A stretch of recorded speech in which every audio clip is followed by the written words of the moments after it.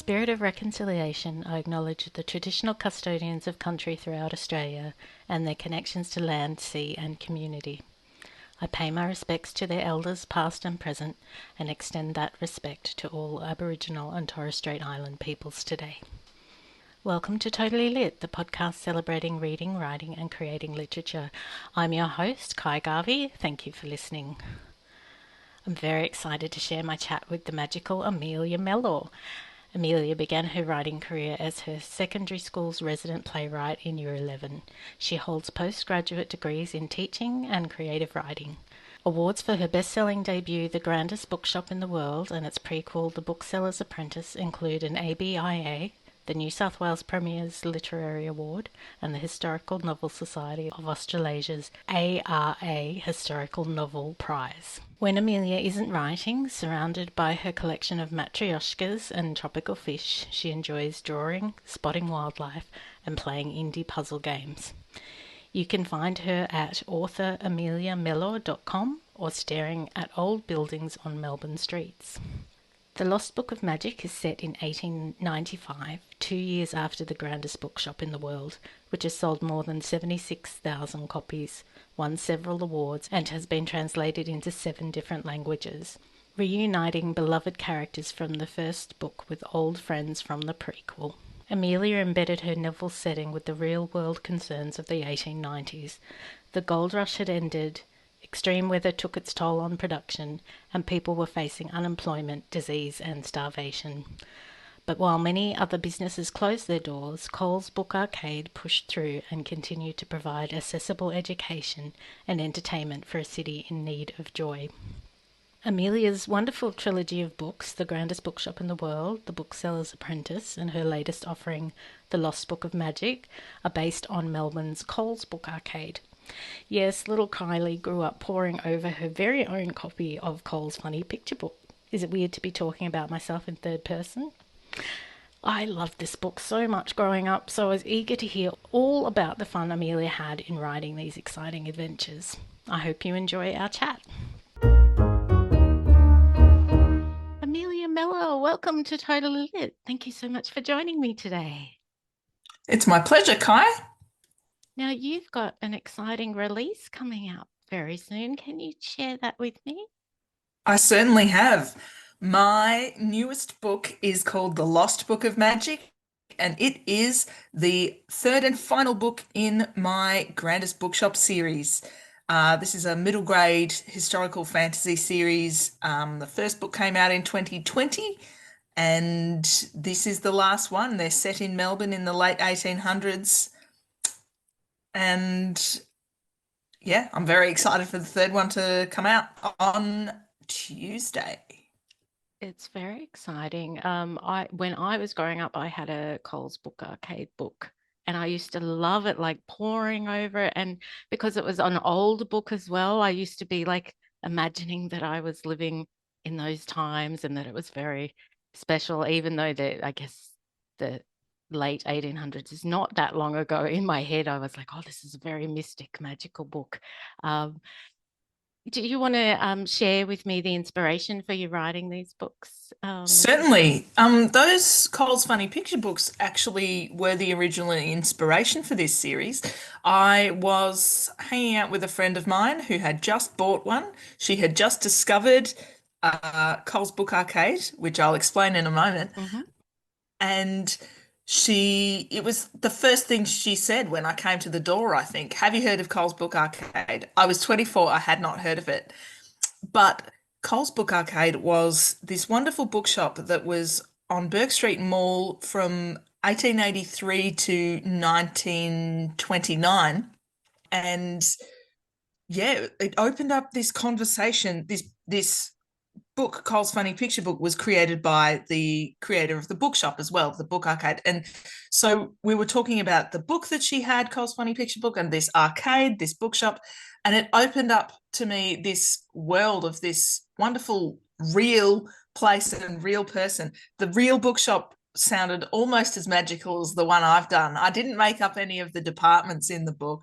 It really had a lolly shop and a toy shop, a live monkey exhibit, a band, a cafe, a fun house, all of these wonderful things. And it was founded by a very progressive and eccentric fellow called E.W. Cole, Edward William Cole. And first of all, I couldn't believe I had never heard of it, because how could generations of Australians have grown up not only way back in the 1800s, but also through the 20th century with the reprints that the grandson did? How had I been allowed to grow up not knowing about this? Like this is part of our Australian heritage. That exists and we don't know about it. Yeah. And it was like those lots of middle grade books are set in fantastical places in London and New York that were real. And I had sort of thought up till that point, oh, little old Australia didn't have anything good, but we did. And so I sort of thought, how dare no one tell me about this? And then my next thought was, what a great idea for a kid's book. And I said that, and my friend said, well, you're a writer, aren't you? And we had a couple more of those lines. I think I said, gee, someone's got to do it. And she goes, you should do it. So and you did. Thank you, Amelia, that you and I did. And I did. And I for all of those kids who've read my books, I've brought back this amazing part of our history and introduced them to a really interesting person, a really interesting time, and a really interesting place. Fantastic. And so now this is your third book. How has the reception to book 1 and 2 been with your readers? Oh my God. I could not believe how the first 2 books in this series went. I remember when we were editing The Grandest Bookshop in the World, the first book in the series, my mum said to me, what would be a big mark of success for you? And I said, oh, a second print run. And Mum goes, mine would be published in other languages. It's published in so many international territories now, and it has how exciting. It's sold so many copies. I feel like it's too much of a brag to say how many, but it's done so amazingly well. Suffice to say, I'm writing full time now, where I was a teacher before. So yeah, pretty amazing reception. And with the kids themselves too, they just love it. I think part of that is in a way, I've never really grown up. I have a very vivid memory of what it was like to be a kid. I still have moments of childlike joy and wonder that other people sometimes find embarrassing. Like if I see a skate park with nobody in it, and it occurs to me to run around in the bowl going, wee, I will do it. Because life's too short to be embarrassed. So just a quick note for our listeners. I'm sitting here interviewing Amelia with a heat pack on my back. So I have definitely embraced adulthood. Right. But I do still love a good roller skate. Yeah, I do love doing the fun kid stuff still, but I'm feeling my age today. So to bring it back to the question though, the kids love it. And I've seen book week costumes. Sometimes I'll go to their schools and they'll show me fan art that they've drawn. That's incredible. It's been everything that I would wish the kids to get out of it, and so much more as well.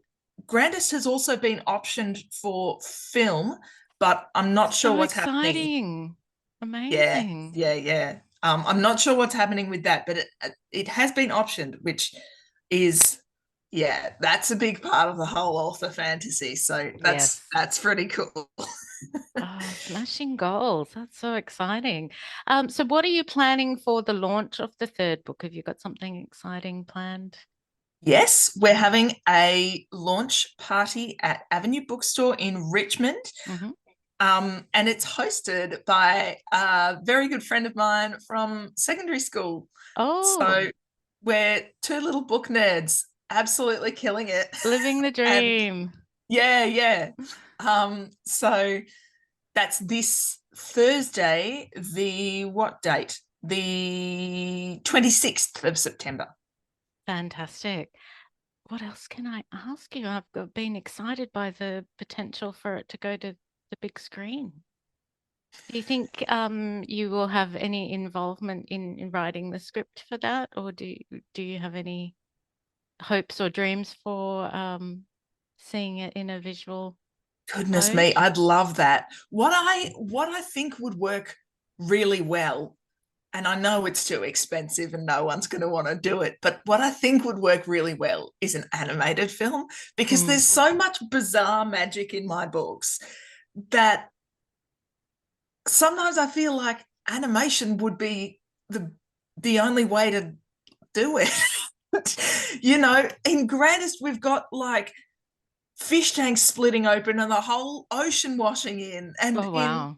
The Bookseller's Apprentice, we've got our hero shrinking down to till he's the size of a mouse. And in the Lost Book of Magic, I won't spoil that one. I've already spoiled the other two. But in the Lost Book of Magic, we've got more, like statues coming to life. And so it's, yeah, in some ways, I think animation's the only way to do it. But Maybe a bit of I, CGI could happen. yeah, yeah. Look, I'd love to be involved, but I'm also very happy for people who are the experts Mm. in whatever they do to do what they do. And, you know, that's sort of my attitude to things like design as well. I'm often asked about the covers of these books. And while I do love to have input in them, I I am pretty happy for people to just do whatever is their expertise. Mm. Um, so yeah, although I will say with Lost Book of Magic, I was very pedantic about the visual puzzles. I was Mm. like, no, they have to be exactly like this. You, Because for those who haven't read them, my books involve puzzles as part of the plot, because the original Mr. Cole's books were full of puzzles. So I wanted mm. to bring back that aspect of the history as well. So I'm going to ask a very boring question about copyright now. In terms of using the original Coles Arcade and the books and puzzles, did you have to request any special copyright use, or were they out of the copyright Well, dates it's when you tricky. started doing that work? The original ones were well and truly out of copyright. Mm-hmm. The real Mr. Cole died at the ripe old age of 86 way back in 1918. But his grandson did republish them. So I did end up tracking down the daughters of the grandson. So the great granddaughters of Mr. Cole. Mm-hmm. But they've been so wonderful. They did give me permission, Yeah, but they've been really wonderful. They've supported every book, and I'm really honoured that they like my books, because amazing. being fantasy, I do stretch the truth a little bit. um, and you know, I've made these characters out of their ancestors who aren't perfect. Mm. So I'm really glad that they were happy for me to use those things. That said, every puzzle that I've used in the series has been tweaked a little bit by me, Right. because although some of the jokes and lines that I've lifted out of Cole's Funny Picture Book and Cole's Intellect Sharpener and things, some of those are as is, because I wanted the characters to sound the way that I heard Mr. Cole's voice when I was reading those books. But most of the puzzles, if not all of them, have been tweaked a little bit by me. A lot of the puzzles I have used have just been inspired by the format Mm-hmm. of Mr. Cole's puzzles, because language and culture changes and our senses Mm. of words have changed and things like that. There's a riddle in Grandest that was pretty close to the original, but I took out heaps of the lines because it was the riddle was too long. It was a good riddle, but there was just too much of it, and our attention spans aren't as long anymore. And I suppose puzzle books aren't as much of a novelty anymore. So you've really got to make sure that they're well crafted and don't overstay their welcome. Don't give you too many clues or too few. So yes, I did get permission, but I also changed them enough that it probably wouldn't matter if I hadn't. And how have you found some of the cultural changes have are people, did you have to tweak things that in the books that seemed okay or acceptable at that time, but have needed to be adjusted for our current 2024? I did just leave out most of those Right. more problematic things because there are some, for those who don't know, there are, certain caricatures and certain riddles and puns and things that haven't aged that well. We're talking about someone who was born in 1832. Like, times have changed. But yeah, mostly it was not that, it didn't feel unnatural in any way to work my lefty 21st century values into the books because Cole was progressive for his time. So to have the girls be allowed to do whatever they liked, and to have Kezia, who's Chinese Australian, she begins in The Bookseller's Apprentice and she appears again in Lost Book of Magic. It didn't feel unnatural in any way to work those things that I wanted into the books because Cole was progressive for his time. I haven't shied away from those issues. Kezia certainly talks about, the discrimination she faces, and when, there's times when Pearl wishes that she didn't have the restrictions that were expected on girls and women in that time. But yeah, the nice thing about Cole's book Arcade is that because of Cole's values, I felt like it was a safe place for the readers to imagine themselves in, because I think one of the keys to writing a really great kids book is to have a world that the reader can imagine themselves in, not just imagine themselves as the character, but imagine themselves as themselves in that world. And I didn't want anyone to feel like, oh, this bookshop sounds wonderful, but they'd never let me in because I'm disabled, or, because I'm not white. I felt like it was a good solution to, the problems of the Victorian era, to have this sort of egalitarian place. And that worked out really well. I considering some of the things that were happening at the time, I have never really felt that conflicted about portraying Mr. Cole or the book Arcade as a progressive place, because for its time it was. So I've just left out the things that we find problematic now, really, because that's quite easy to do. That has been quite easy to do. And have you found any of the readers of your books also looking to find the original Cole's books to read as well? Well, I think a lot more people have been through their garages and their attics to look for Nan's reprint. The really old ones are rare now, and I will tell you, I have seen the price of them on eBay go up since I started. I need to head over to Mum and Dad's and find ours, because I'm actually really wanting to just immerse myself back in that world, because I had such fond memories as a little girl reading it. And I'm like, how exciting, there's more now.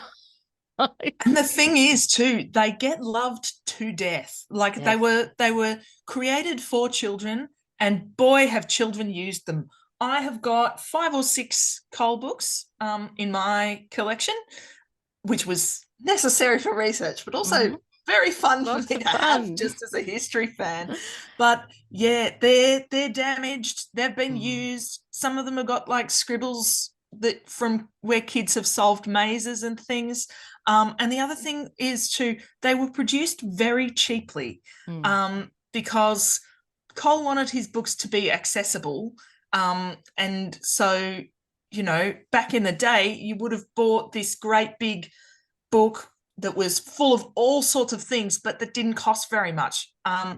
Because he had this big belief in education. The reprints are a bit more robust, and this is me nerding out now about the artifacts instead of the books. But the reprints are a bit more robust, but the originals are hard to come by because they were loved and used so much, and because they were not really made durably in the first place.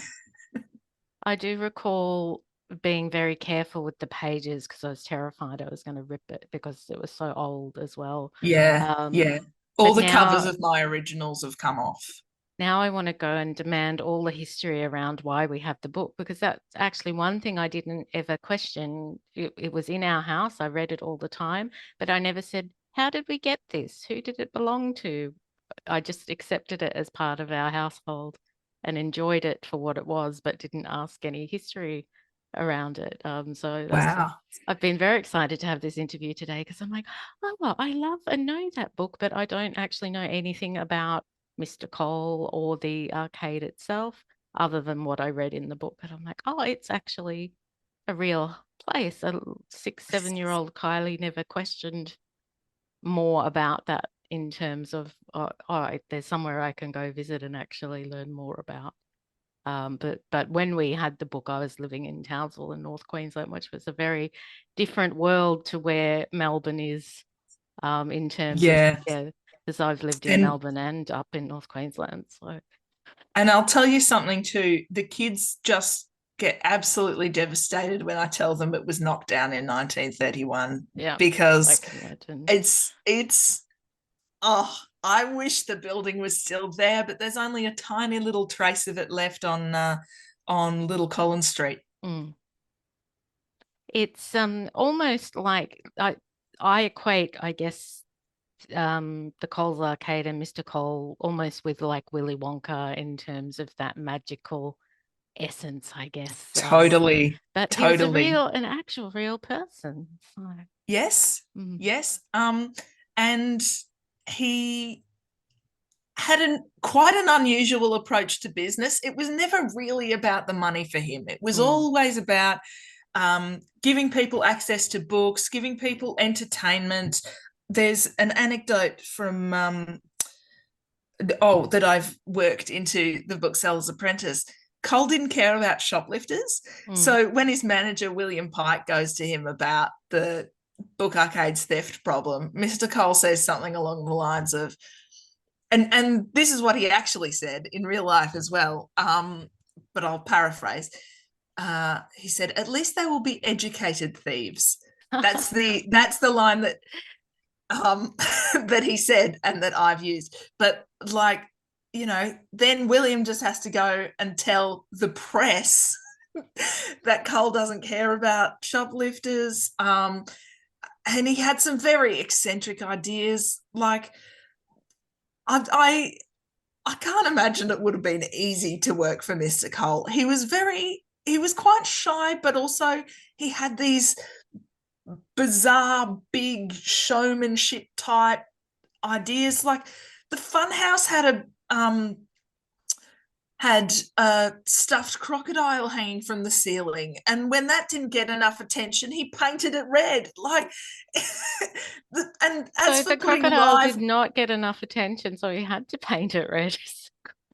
Well, to make it more wondrous, I guess. He called the Funhouse Wonderland. So, and monkeys in a bookshop. You've got to be quite eccentric, I think, to not only think that's going to work, but also to just go, oh yeah, I'll put that in there. That belongs.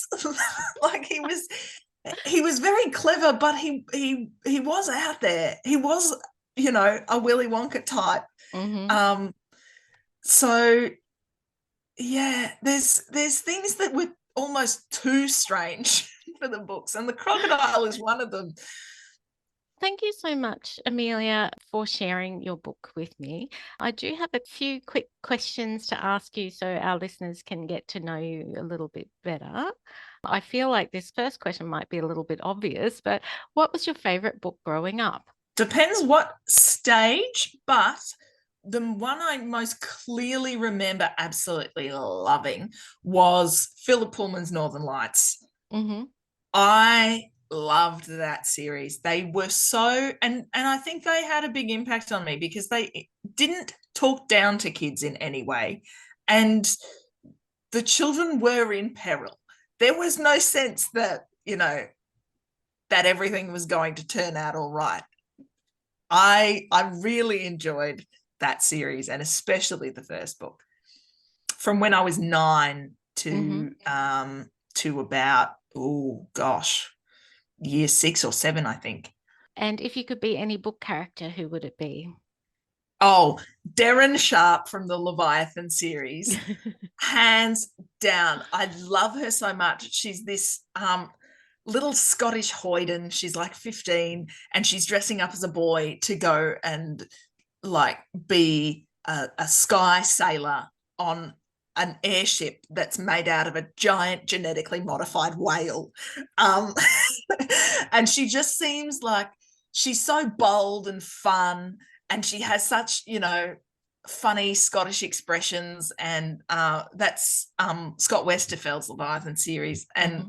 yeah, and she gets to spend her time with animals, and I love all kinds of animals. So Darren, hands down. And what are you reading right now? Right now, I'm reading Tasha Suri's The Jasmine Throne, which is sort of a South Asian inspired high fantasy thing with lots to say about colonization and empire. And if you could invite 5 literary people to dinner, who would they be? Oh gosh, here's the thing.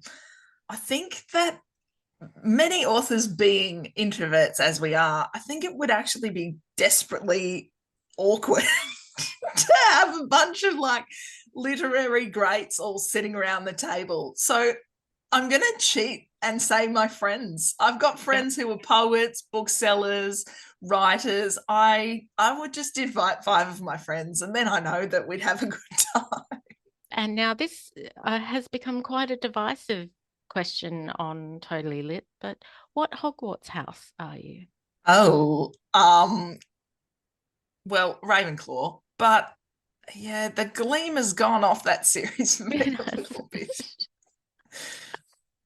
Interestingly, I get quite a few authors who are like, no, I am anti-Hogwarts altogether. I'm not any house at all.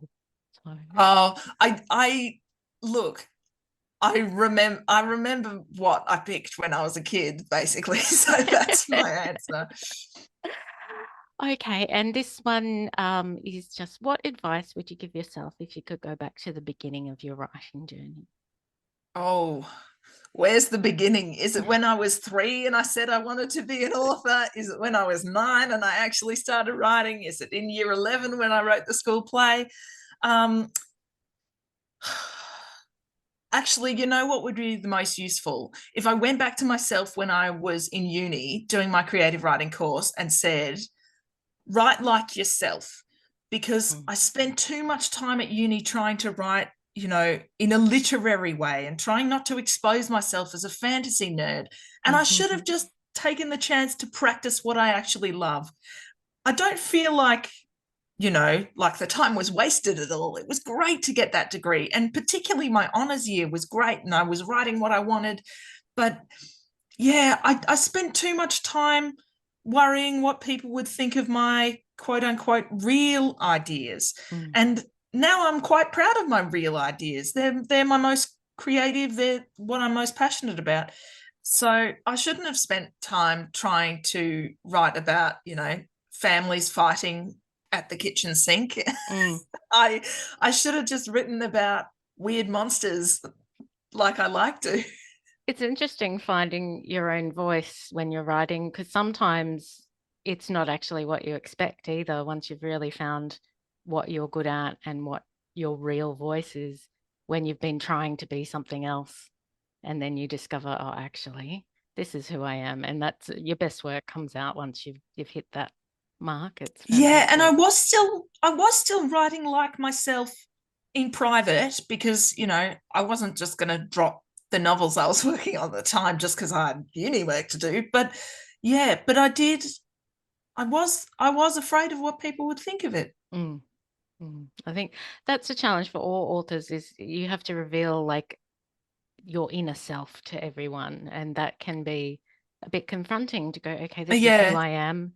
What reaction is the world going to give to me when they yeah. know And who I now I'm really like, am? ta-da! Here's Here my inner self. I Take it or leave it.